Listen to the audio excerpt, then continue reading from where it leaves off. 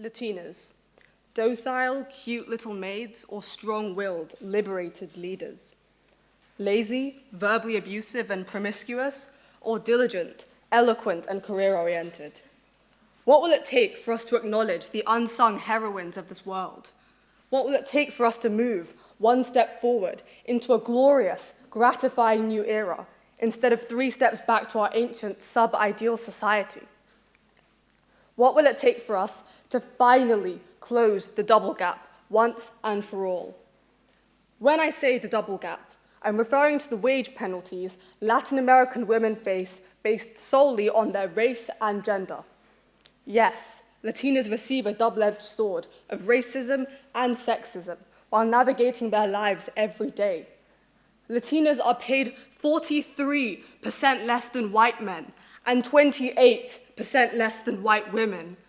But the most painful stab of all has to be when they are told to just keep their heads down and be grateful for what the land of the free has to offer.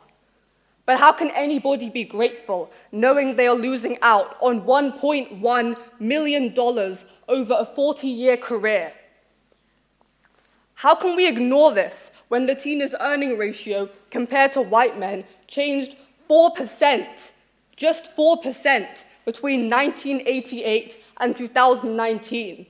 How can we ignore this when 41% of Latinas still had to work during the pandemic because they had less than $300 to fall back on? How can we ignore this when the average cost of childcare for 2 children costs upward of $20,000 and they need childcare to go to work, but paying for it cuts their income by more than a half? Time and time again, women of color are overlooked, underrepresented, undervalued, disparaged, prejudiced, ostracized, patronized, exoticized, fetishized, tokenized. It is exhausting. Well, let me make something crystal clear. Women of color are not backbenchers or bystanders. We are tenacious and we are team players. We are not incompetent. We are incomparable. Our personality, perspectives, and our behavior may be unconventional, but we are far from inadequate for staying true to ourselves and choosing self-expression as opposed to cultural assimilation.